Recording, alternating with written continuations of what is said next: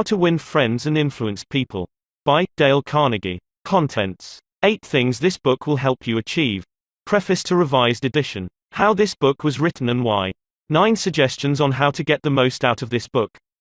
A shortcut to distinction. Part 1, Fundamental Techniques in Handling People. 1. If you want to gather honey, don't kick over the beehive. 2. The Big Secret of Dealing with People. 3. He who can do this has the whole world with him. He who cannot, walks a lonely way. 4. 8 suggestions on how to get the most out of this book. Part 2, 6 ways to make people like you. 1. Do this and you'll be welcome anywhere. 2. A simple way to make a good impression. 3. If you don't do this, you are headed for trouble. 4. An easy way to become a good conversationalist. 5. How to interest people. 6. How to make people like you instantly. Part 3, 12 ways to win people to your way of thinking. 1. You can't win an argument. 2. A sure way of making enemies, and how to avoid it. 3. If you're wrong, admit it. 4. The high road to a man's reason. 5. The secret of Socrates. 6. The safety valve in handling complaints. 7. How to get cooperation. 8. A formula that will work wonders for you. 9. What everybody wants. 10. An appeal that everybody likes. 11. The movies do it. Radio does it. Why don't you do it? 12. When nothing else works, try this. Part 4, 9 ways to change people without giving offense or arousing resentment. 1. If you must find fault, this is the way to begin. 2. How to criticize, and not be hated for it. 3. Talk about your own mistakes first. 4. No one likes to take orders. 5. Let the other man save his face. 6. How to spur men on to success. 7. Give the dog a good name. 8. Make the fault seem easy to correct. 9. Making people glad to do what you want. Preface to Revised Edition. How to Win Friends and Influence People was first published in 1937 in an edition of only 5,000 copies. Neither Dale Carnegie nor the publishers, Simon & Schuster, anticipated more than this modest sale. To their amazement, the book became an overnight sensation, and edition after edition rolled off the presses to keep up with the increasing public demand. Now To Win Friends and Influence People took its place in publishing history as one of the all-time international bestsellers. It touched a nerve and filled a human need that was more than a faddish phenomenon of post-Depression days, as evidenced by its continued and uninterrupted sales into the 80s, almost half a century later. Dale Carnegie used to say that it was easier to make $1 million than to put a phrase into the English language. How to Win Friends and Influence People became such a phrase, quoted, paraphrased, parodied, used in innumerable contexts from political cartoon to novels. The book itself was translated into almost every known written language. Each generation has discovered it anew and has found it relevant. Which brings us to the logical question, why revise a book that has proven and continues to prove its vigorous and universal appeal? Why tamper with success? To answer that, we must realize that Dale Carnegie himself was a tireless reviser of his own work during his lifetime. How to Win Friends and Influence People was written to be used as a textbook for his courses in effective speaking and human relations and is still used in those courses today. Until his death in 1955, he constantly improved and revised the course itself to make it applicable to the evolving needs of an ever-growing public. No one was more sensitive to the changing currents of present-day life than Dale Carnegie. He constantly improved and refined his methods of teaching. He updated his book on effective speaking several times. Had he lived longer, he himself would have revised How to Win Friends and Influence People to better reflect the changes that have taken place in the world since the 30s. Many of the names of prominent people in the book, well known at the time of first publication, are no longer recognized by many of today's readers. Certain examples and phrases seem as quaint and dated in our social climate as those in a Victorian novel. The important message and overall impact of the book is weakened to that extent. Our purpose, therefore, in this revision is to clarify and strengthen the book for a modern reader without tampering with the content. We have not changed How to Win Friends and Influence People except to make a few excisions and add a few more contemporary examples. The brash, breezy Carnegie style is intact, even the 30s slang is still there.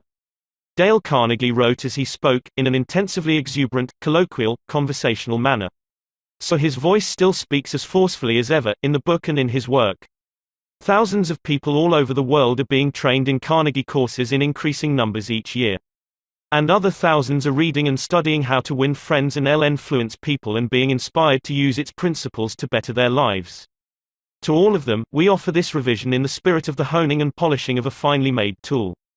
Dorothy Carnegie, Mrs. Dale Carnegie, How This Book Was Written and Why by Dale Carnegie. During the first 35 years of the 20th century, the publishing houses of America printed more than 1/5 different books. Most of them were deadly dull, and many were financial failures. Many, did I say? The president of one of the largest publishing houses in the world confessed to me that his company, after 75 years of publishing experience, still lost money on 7 out of every 8 books it published. Why, then, did I have the temerity to write another book? And, after I had written it, why should you bother to read it? Fair questions, both, and I'll try to answer them. I have, since 1912, been conducting educational courses for business and professional men and women in New York. At first, I conducted courses in public speaking only, courses designed to train adults, by actual experience, to think on their feet and express their ideas with more clarity, more effectiveness and more poise, both in business interviews and before groups. But gradually, as the seasons passed, I realized that as sorely as these adults needed training in effective speaking, they needed still more training in the fine art of getting along with people in everyday business and social contacts. I also gradually realized that I was sorely in need of such training myself. As I look back across the years, I am appalled at my own frequent lack of finesse and understanding. How I wish a book such as this had been placed in my hands 20 years ago. What a priceless boon it would have been. Dealing with people is probably the biggest problem you face, especially if you are in business. Yes, and that is also true if you are a housewife, architect or engineer. Research done a few years ago under the auspices of the Carnegie Foundation for the Advancement of Teaching uncovered a most important and significant fact, a fact later confirmed by additional studies made at the Carnegie Institute of Technology. These investigations revealed that even in such technical lines as engineering, about 15% of one's financial success is due to one's technical knowledge and about 85% is due to skill in human engineering to personality and the ability to lead people. For many years, I conducted courses each season at the Engineers Club of Philadelphia, and also courses for the New York chapter of the American Institute of Electrical Engineers. A total of probably more than 1,500 engineers have passed through my classes. They came to me because they had finally realized, after years of observation and experience, that the highest paid personnel in engineering are frequently not those who know the most about engineering. One can, for example, hire mere technical ability in engineering, accountancy, architecture or any other profession at nominal salaries. But the person who has technical knowledge plus the ability to express ideas, to assume leadership, and to arouse enthusiasm among people, that person is headed for higher earning power.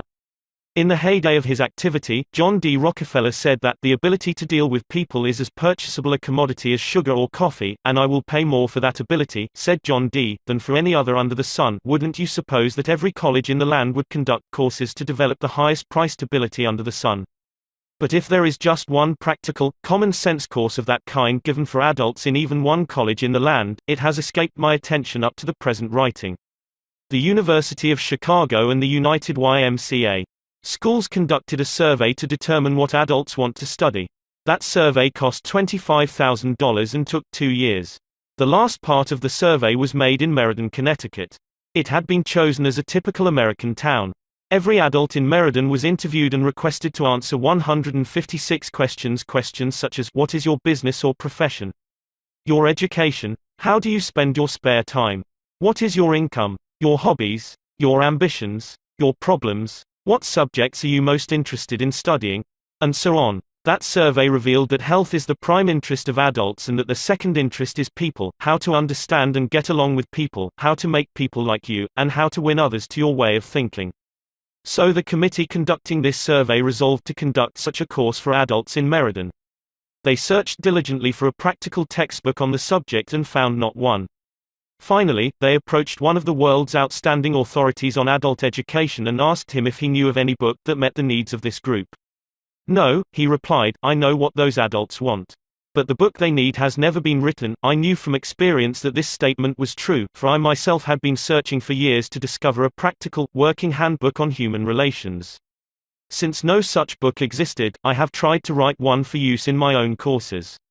And here it is. I hope you like it. In preparation for this book, I read everything that I could find on the subject, everything from newspaper columns, magazine articles, records of the family courts, the writings of the old philosophers and the new psychologists. In addition, I hired a trained researcher to spend 1.5 years in various libraries reading everything I had missed, plowing through erudite tomes on psychology, poring over hundreds of magazine articles, searching through countless biographies, trying to ascertain how the great leaders of all ages had dealt with people. We read the biographies, we read the life stories of all great leaders from Julius Caesar to Thomas Edison. I recall that we read over 100 biographies of Theodore Roosevelt alone.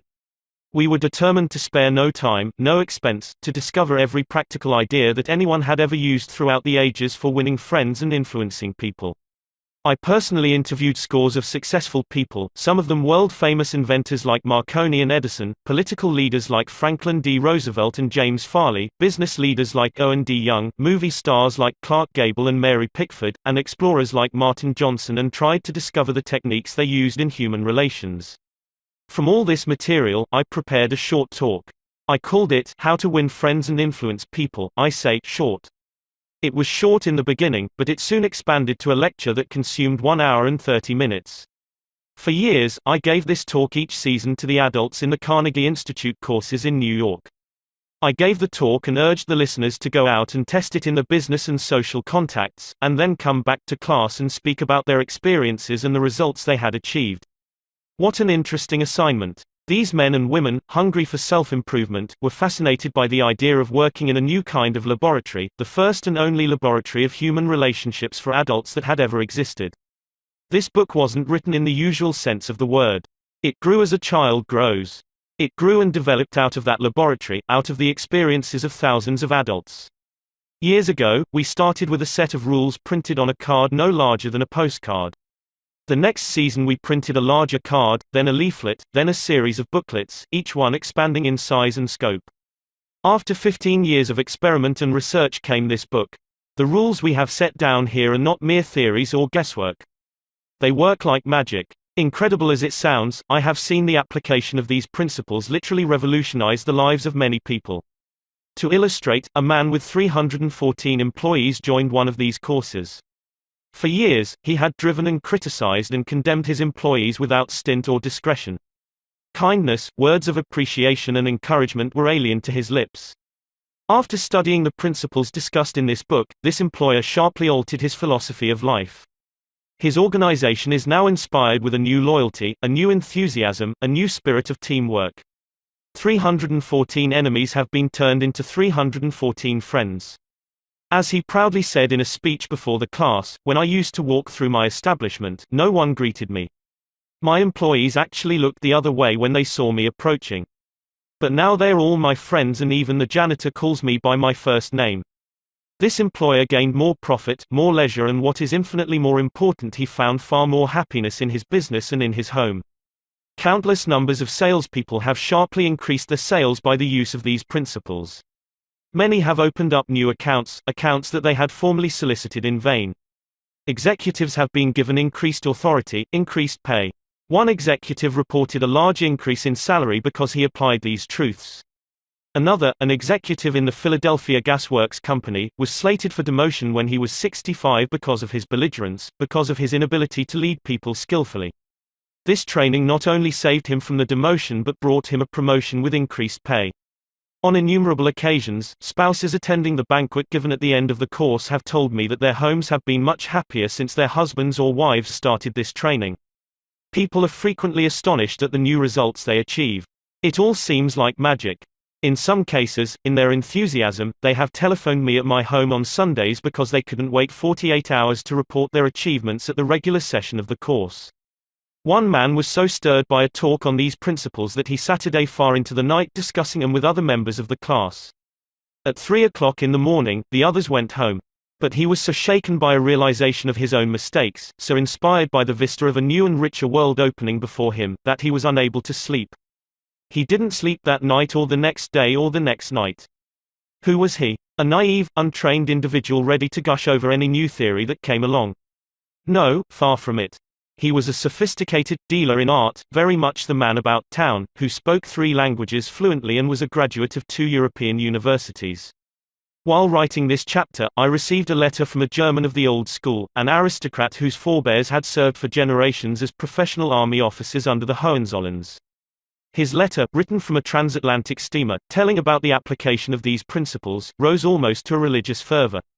Another man, an old New Yorker, a Harvard graduate, a wealthy man, the owner of a large carpet factory, declared he had learned more in 14 weeks through this system of training about the fine art of influencing people than he had learned about the same subject during his 4 years in college. Absurd, laughable, fantastic. Of course, you are privileged to dismiss this statement with whatever adjective you wish. I am merely reporting, without comment, a declaration made by a conservative and eminently successful Harvard graduate in a public address to approximately 600 people at the Yale Club in New York on the evening of Thursday, February 23, 1933. Compared to what we ought to be, said the famous Professor William James of Harvard, compared to what we ought to be, we are only half awake. We are making use of only a small part of our physical and mental resources. Stating the thing broadly, the human individual thus lives far within his limits. He possesses powers of various sorts which he habitually fails to use, those powers which you habitually fail to use. The sole purpose of this book is to help you discover, develop and profit by those dormant and unused assets. Education, said Dr. John G. Hibben, former president of Princeton University, is the ability to meet life's situations.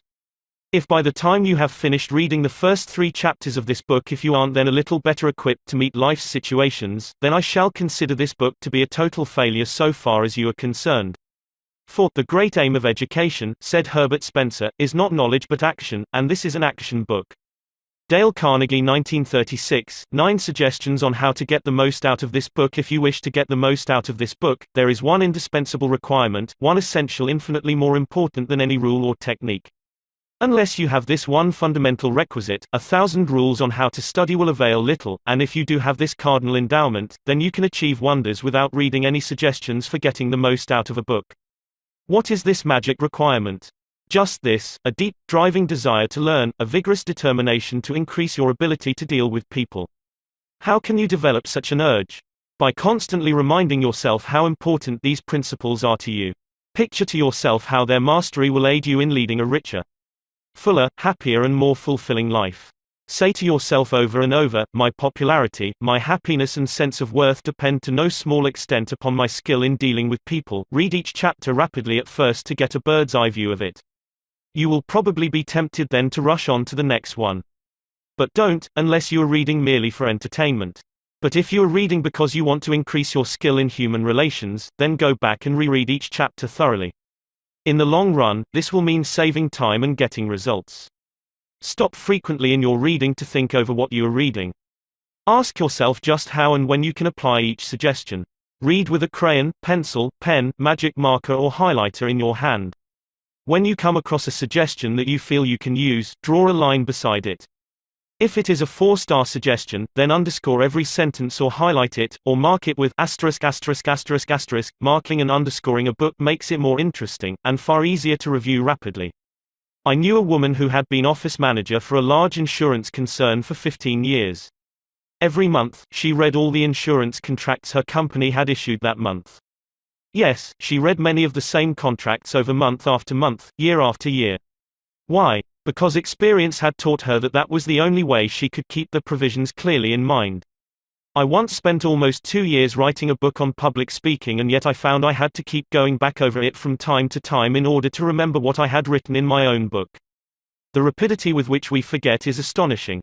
So, if you want to get a real, lasting benefit out of this book, don't imagine that skimming through it once will suffice. After reading it thoroughly, you ought to spend a few hours reviewing it every month. Keep it on your desk in front of you every day. Glance through it often. Keep constantly impressing yourself with the rich possibilities for improvement that still lie in the offing. Remember that the use of these principles can be made habitual only by a constant and vigorous campaign of review and application. There is no other way.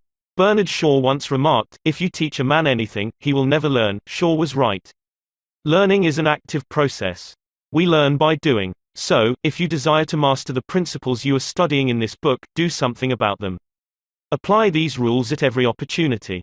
If you don't, you will forget them quickly. Only knowledge that is used sticks in your mind. You will probably find it difficult to apply these suggestions all the time. I know because I wrote the book, and yet frequently I found it difficult to apply everything I advocated. For example, when you are displeased, it is much easier to criticize and condemn than it is to try to understand the other person's viewpoint. It is frequently easier to find fault than to find praise. It is more natural to talk about what you want than to talk about what the other person wants. And so on. So, as you read this book, remember that you are not merely trying to acquire information. You are attempting to form new habits. Ah yes, you are attempting a new way of life. That will require time and persistence and daily application. So refer to these pages often.